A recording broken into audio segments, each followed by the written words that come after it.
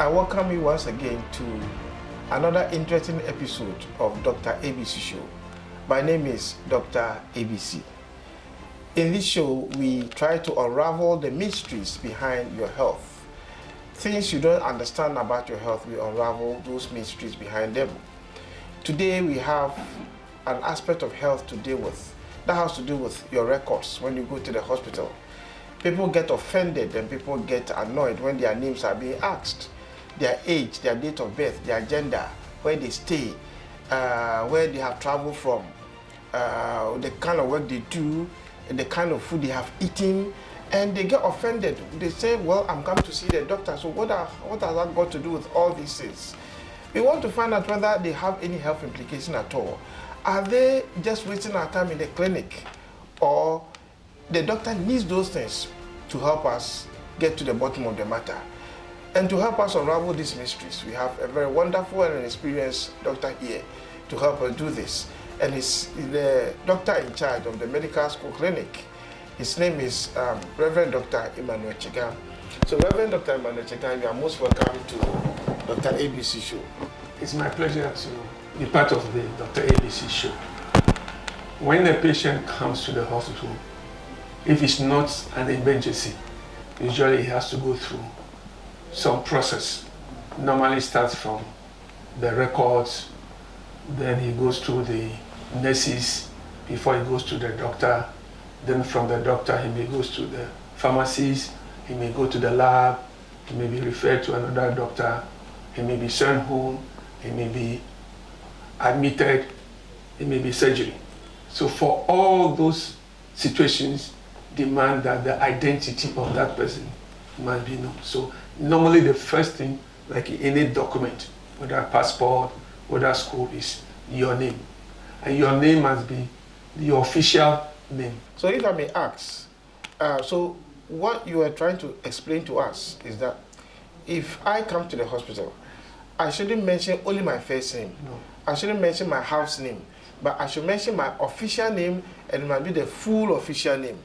Okay, thank you very much. Because we are dealing with records. Okay. In hospital, it's not just an event. It means you may be coming often and often. Okay. You may be referred to other parts of the hospital.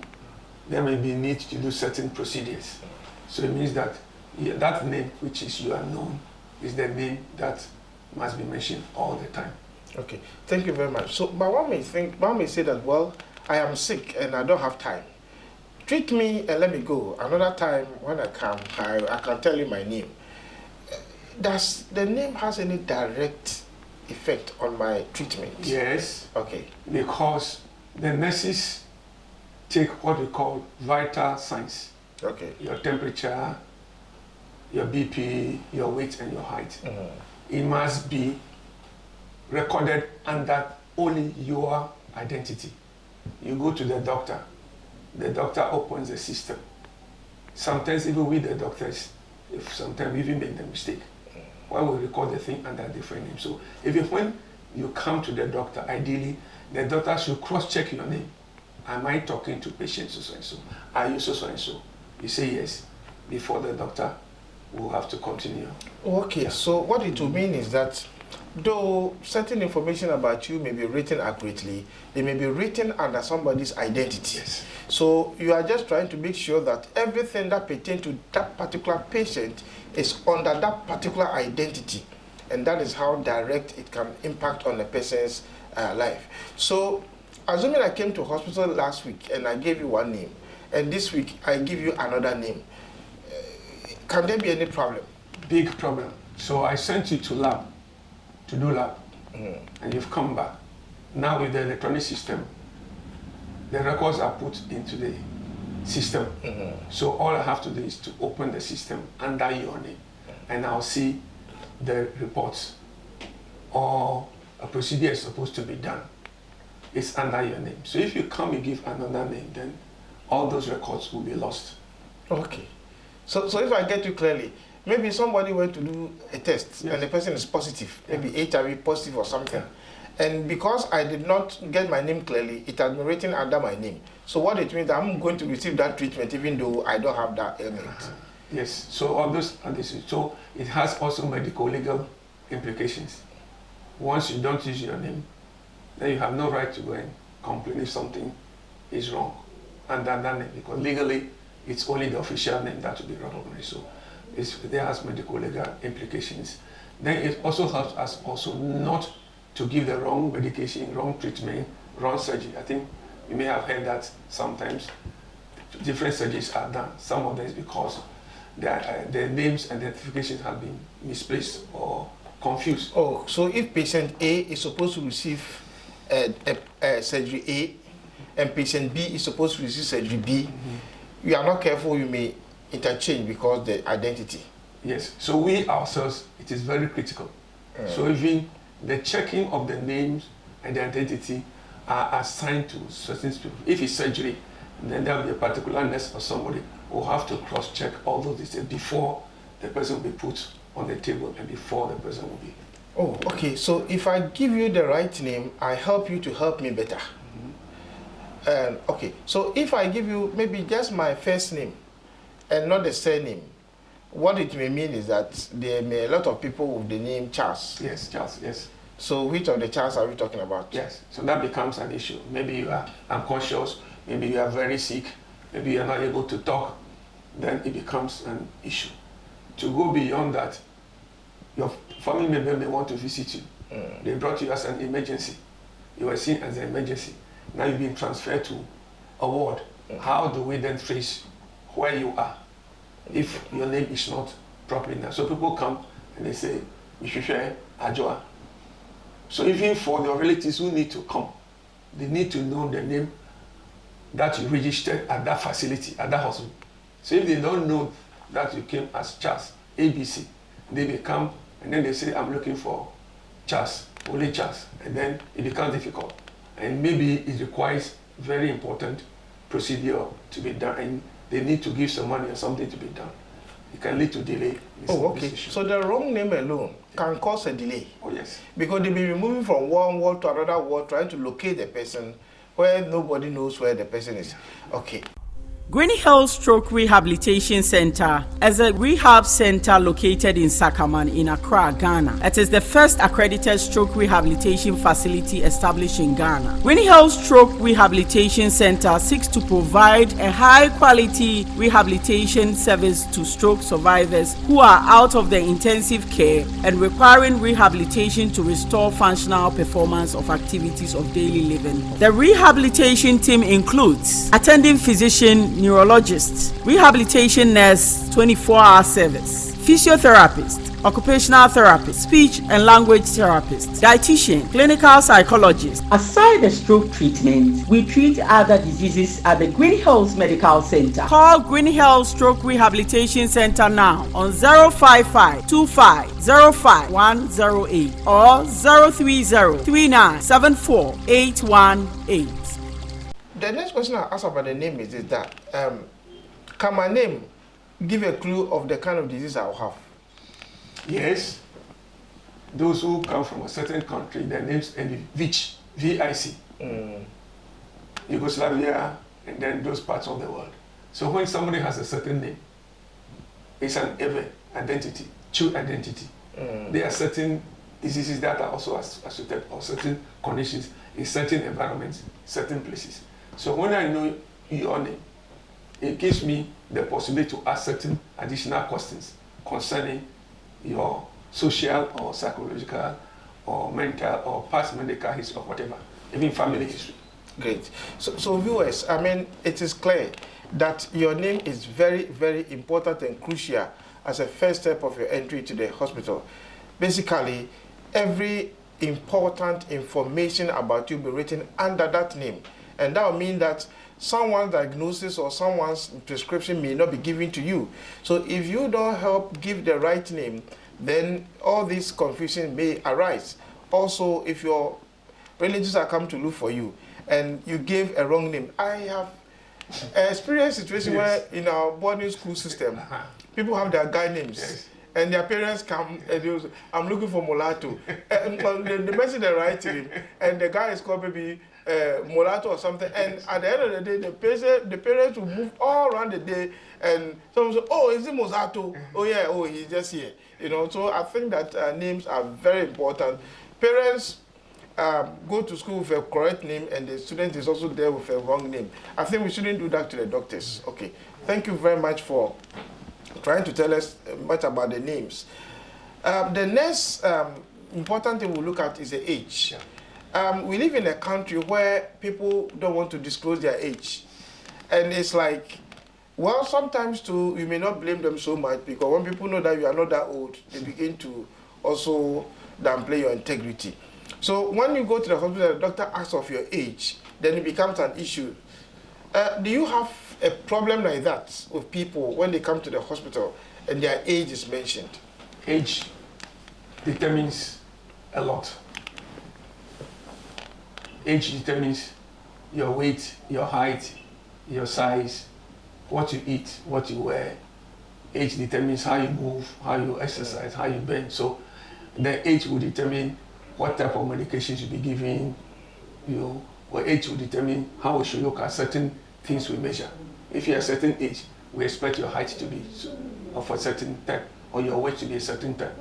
So we used to compare where you are now to where you ought to be. Okay, so if I get you clearly, at a certain age, you should be of a certain height. Yes. At a certain age, you should be eating certain kinds of food. Yes. At a certain age, you should be putting up certain behavior. Yes. At a certain age, you should be approaching some diseases. Yes. So your age will help the doctor, get closer to your diagnosis as early as possible.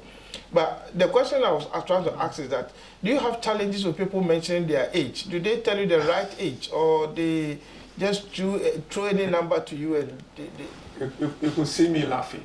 People come and then we ask them. You see an adult tell you, I'm 3 years old. Oh Yes, seriously. Because the person is insulting. they don't understand. And then two, we have a problem of not admitting that we don't also know. Just as how when you are looking for a place, people don't tell you. You don't know, just, oh, you're higher, or you're and then, oh, I'm a stranger here.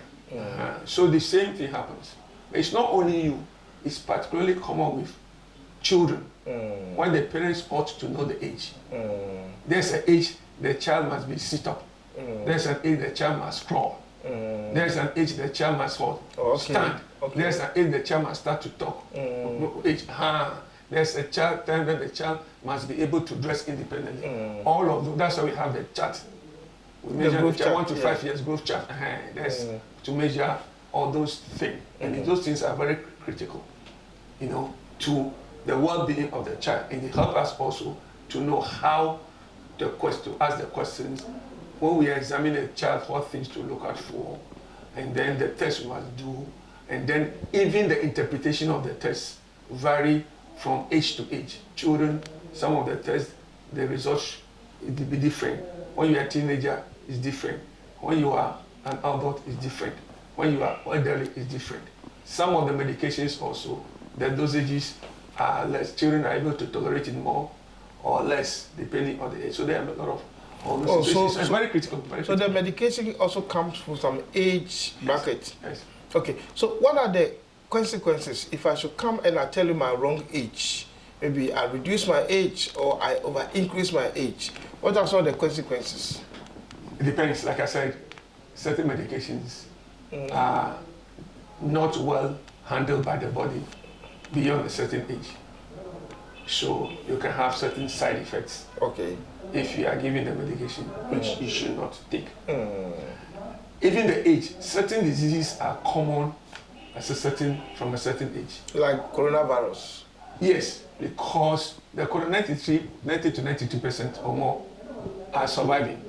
The people who are dying are elderly, usually 60, particularly from 70 up, and male more than female. So that is why attention is being paid, schools are being closed, and gatherings are being, not because most people die, but because they don't want the younger ones to take the disease, and the disease will not manifest in them, and then they take it home to their families or to workplace, and affect the elderly people who are more likely to die from the AIDS disease. So therefore, these things are important. Certain diseases are common at certain age. Men, you are asked to test for the prostate 40 plus. Women, you are supposed to test for cervical cancer also from around that time. You are supposed to, your menses is supposed to start at a certain age for a young girl. If the age 16, 17, 18, your menses is not starting, then we have to start asking ourselves, why is your menses delayed? If you're a young person whose BP is above a certain level at the age of 20, we have to be worried because it's supposed to be maybe 40 plus. So age is extremely, extremely, extremely important. It can be life and death. The amount of fluid you must give you, the age will determine it. So you can go on and on and on.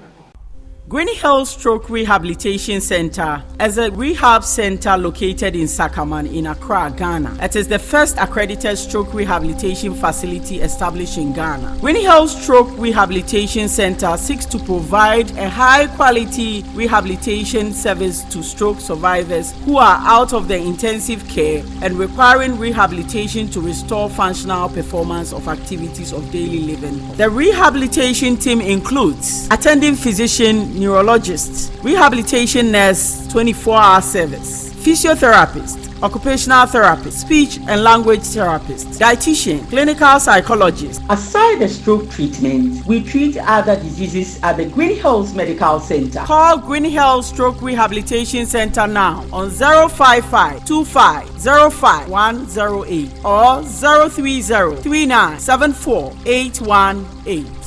Viewers, I mean, it is very clear from this point as well that our ages in the hospital before the doctor are very important and crucial if we are going to receive very good health care.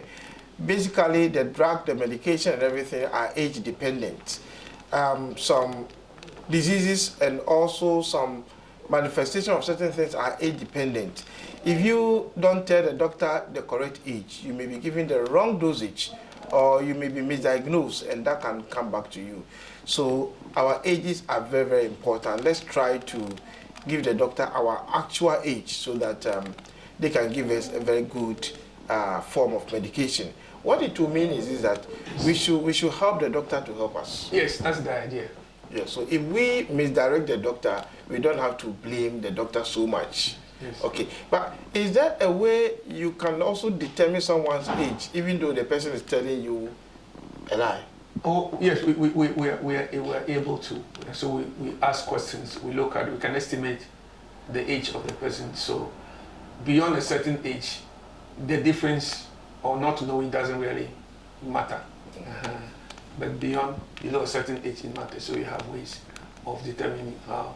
Of course, they can also, like a football age, the X-rays can tell us also the younger ones whether you are a certain age. And because I had somebody who came to the hospital where I was before, and he said he was 20 something, but less than that, but we realized that he was more than that. So we advised him not to do what he wanted to do.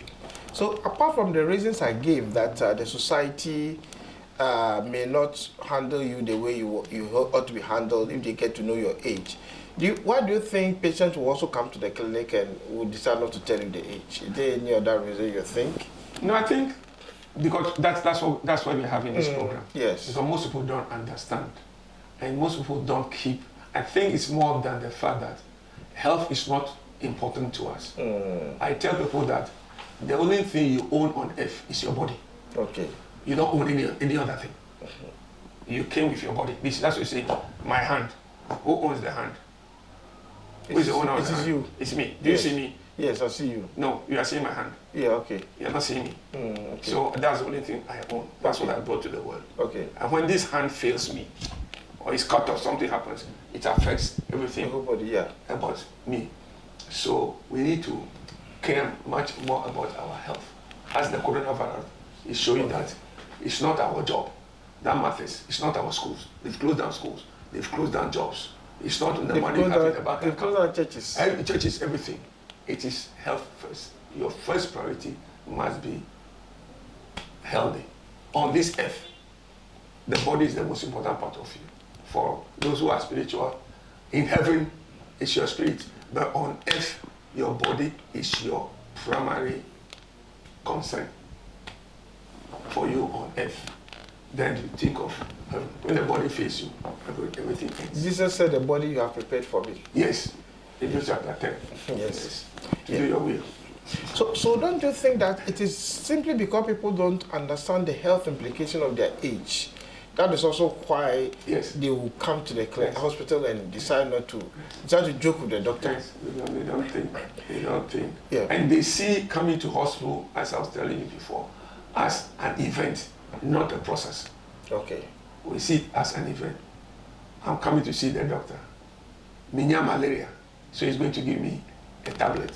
But it's more than that. That's why I mentioned, like, start with the OPD. You go to the nurses. Some people will go straight away to emergency from the nurses. Some will come to the doctor. Some will go to pharmacy. Some will go to lab. Some will be referred to another clinic. Some will have operation done. All of these things. So we must see coming to hospital as a process. And I'd like to give you an example. If you have a car, which is your body, unless you learn the details about the car and learn how to understand the car and drive it, you have the car, but the car will be useless. So we must learn about our body. Thank you. So can it also be that I may come to the clinic with a particular disease, maybe headache, and by me telling you my age will cause you to do a test that may prove positive to help me? Yeah. Okay. Yeah. So the age, viewer, the age is very, very important because over certain age, certain tests are mandatory, which the doctor will ask you, have you tested your prostate specific antigen? Have you done all these things after this age? If you haven't done it, then he may ask you to do it. I think you've educated a lot about this age and everything. What about gender? Yes. That is, as a person is a male or a female. That one you will not ask. Or do you ask? We ask. Oh, I thought it was obvious. Oh, these days, in certain parts of the world, I'm not supposed to ask him the gender for people. I can be taken to court. I'm supposed to ask people what is their gender. Oh, so you ask a Ghanaian what's your gender? But we concentrate on the sex. Okay. The gender is mindset, okay. What the person thinks he or she is. But whether you have a male sexual organ, but you think you are female, in terms of the body, in terms of the things that will happen in your body, it will not change. Okay. It will not Your change. thinking will not change your biology. No. Okay. No. So if you are male who says you are female, you still have prostate cancer. Okay. If you are supposed to have it. Okay. So I get it. Yes. So that's that. Okay. So you are not looking at the psyche of the person, but you are looking at the biology. Yeah. Okay. Yes. The biology is critical. Because. Yeah, but if I am a male and I think I should be a female, I'll tell you I'm a female. Fine. So we can do tests to find out whether. Oh, so you go beyond. Hormones, yes. You go beyond what the person is saying. Yes. Okay. Yeah, that's why people come to us. We examine them. Oh, okay. So we will be able to, because the gender also determines even certain interpretations of certain questions we need to ask when the person comes to me. Okay. So if I'm a male and you perform a test, the values may differ. Yes. Because you are male. That of a female. Yes. Oh, so that is why you want to know my sex. Yes. And then we put it in the documentation. Okay. Because sometimes you may not be there, but I'm going to interpret the record. And because you are not there for me to ask you, it must be in the record that you are a male or female. Okay. So that when I'm writing the prescription, like now they talk of the corona, they are saying that men are dying more than female. So there are certain diseases that affect male more than female. There are certain diseases that affect female more.